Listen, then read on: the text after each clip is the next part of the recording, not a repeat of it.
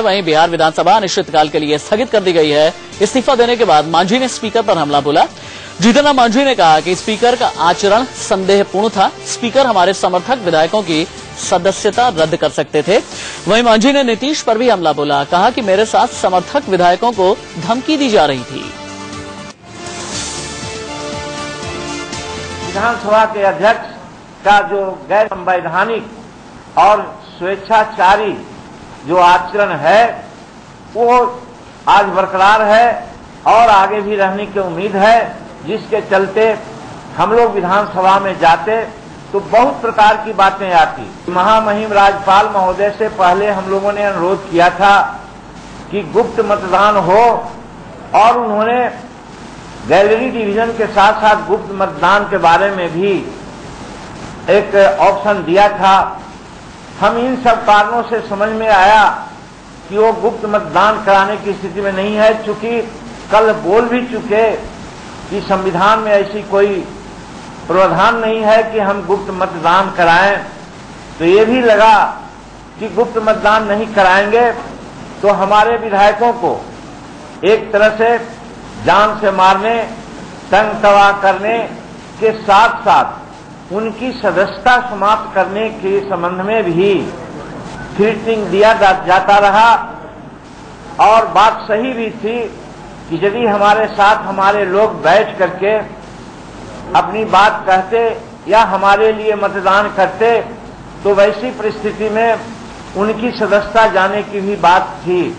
तो हम इन सब बातों को देखते हुए अनुरोध किया आज माननीय महामहिम राज्यपाल जी को कि ये परिस्थितियां हैं जिससे हम समझते हैं कि जो स्वच्छ वातावरण है पार्लियामेंट्री सिस्टम का वो विधानसभा में नहीं रह पाए।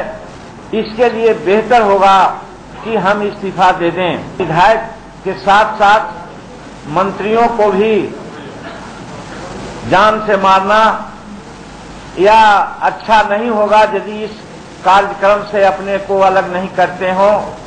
उस प्रकार का धमकी भरा उनको मोबाइल में संदेश आया और खुद हमें जीतन राम मांझी जो मुख्यमंत्री हैं उनको भी धमकी मिली, जिसके बारे में आप लोग सब जानते हैं।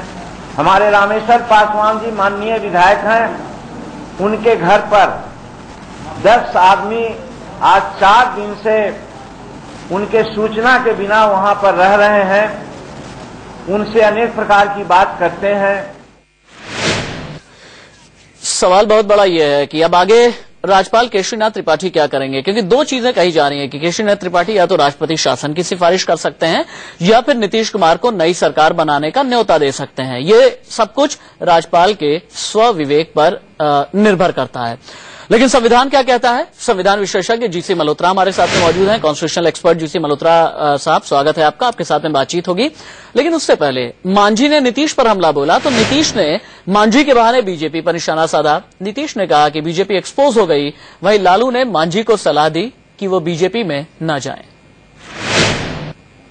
प्रारंभ से कहा है कि सदन में बहुमत का फैसला बजट सत्र के पहले हो जाना चाहिए। आज जो हम लोगों ने जो बात कही थी वो और ज्यादा हम लोगों का जो स्टैंड था वो विंडिकेट हुआ है। आज सुबह ये घटनाक्रम तेजी से घटा है तो यह काम बहुमत का निर्धारण पहले होना चाहिए था ताकि बजट सत्र सुचारू रूप से चलता।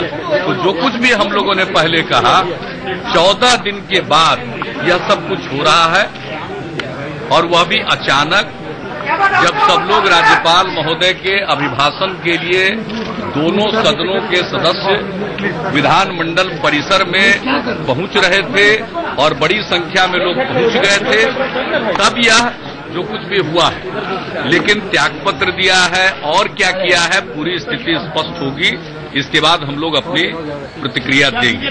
लेकिन इसके पहले बीजेपी का गेम प्लान तो एक्सपोज्ड हो गया ना।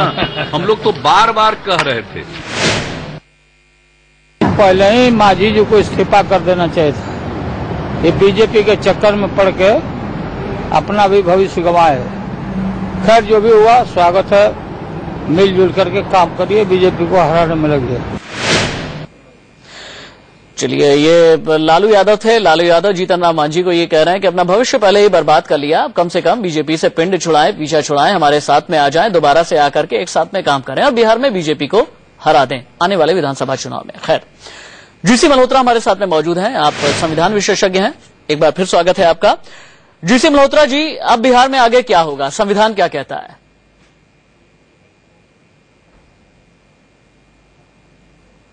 देखिए, आज मांझी जी ने रिजिग्नेशन दे दिया है, उन्होंने असेंबली को भंग करने की सिफारिश भी कर दी है। अब गेंद राज्यपाल जी के पाले में है।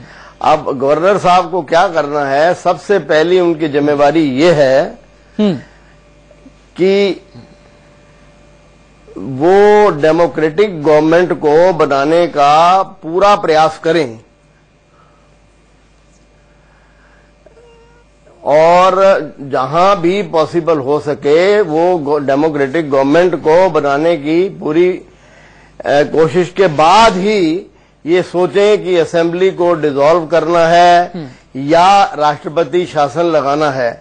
अगर किसी भी तरह के तरीके से संख्या बल किसी के पास भी हो, और इस केस में नीतीश कुमार जी की बात है, अगर संख्या बल उनके पास है और उनको वो साबित करने के लिए सदन में बुलाएं, और अगर वो साबित कर पाते हैं तो ठीक, अगर वो नहीं साबित कर पाते तो फिर और कोशिश करके देखें, और अगर वो ये संभव नहीं पाते, डिसोल्यूशन असेंबली का और राष्ट्रपति शासन का विकल्प उसके बाद ही आता है। लेकिन अगर राज्यपाल को ये लगे, फर्ज कीजिए कि राज्यपाल को ये लगे कि नीतीश कुमार के पास पर्याप्त संख्या बल नहीं है, तो फिर राज्यपाल क्या करेंगे? क्योंकि ये बात मैं थोड़े से इतिहास के संदर्भ में भी कहूंगा, एसआर बोम्मई केस के भी संदर्भ में कहूंगा मैं, और साथ ही साथ बूटा सिंह वाले इंसिडेंट के भी संदर्भ में आपसे समझना चाहूंगा। नहीं, देखिए, ये बात सही है आपकी कि राज्यपाल जी का जो अपना विवेक है वो ही उनको देखना होगा और अपने आप को सेटिस्फाई करना होगा, पर अल्टीमेटली उनके पास मेजॉरिटी है या नहीं है, इसका तो सिद्ध करने का फ्लोर ऑफ द हाउस ही है।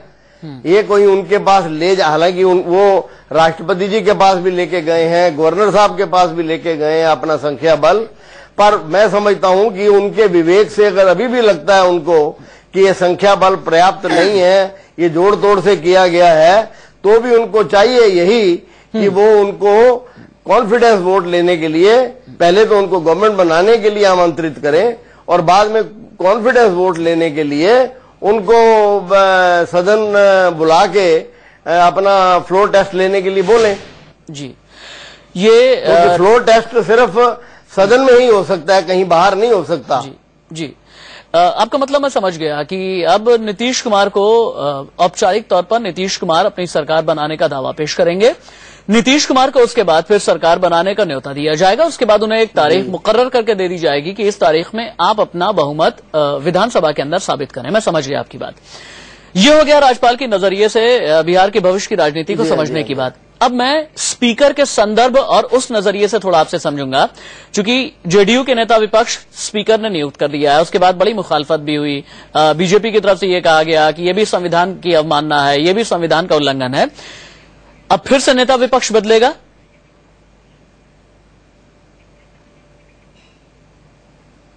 नहीं जी, हाँ, अगर इनको बुलाया जाएगा गवर्नमेंट बनाने के लिए तो फिर ये सदन के नेता हो जाएंगे और उस वक्त लीडर ऑफ अपोजिशन फिर दोबारा बदलेगा, क्योंकि उस वक्त के हालात में जिस वक्त मांझी गवर्नमेंट मिनॉरिटी में आ गई थी और जेडीयू का ओपोजिशन में सबसे बड़ा दल था, बीजेपी से भी बड़ा, तो अपने विवेक में उन्होंने स्पीकर महोदय ने ये उचित समझा कि लीडर ऑफ द ओपोजिशन का जो पोस्ट है वो सबसे बड़े दल जो ओपोजिशन टू द गवर्नमेंट में है उनको देना चाहिए।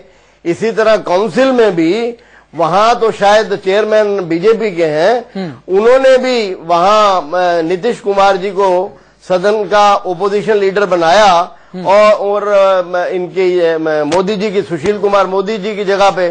तो चेयरमैन का और स्पीकर का तो ये काम है कि अगर इस वक्त गवर्नमेंट बन जाती है तो गवर्नमेंट सदन के नेता वो होंगे जो गवर्नमेंट बनाएंगे और ओपोजिशन में जो भी सबसे बड़ी पार्टी होगी और इस वक्त तो शायद बीजेपी मल्होत्रा जी, बहुत शुक्रिया। फिर दोबारा से बीजेपी संविधान के लिहाज से हमें समझाने के लिए कि अब आगे बिहार की भविष्य की राजनीति क्या होगी, लेकिन एक अलग तरीके से भी समझने की कोशिश है कि बिहार की अगली राजनीति, चाहे वो नीतीश कुमार की हो, चाहे जीतन राम मांझी की हो, चाहे सुशील मोदी की हो या फिर लालू प्रसाद यादव की हो, किस तरीके की होने जा रही है, बयानों के जरिए समझेंगे।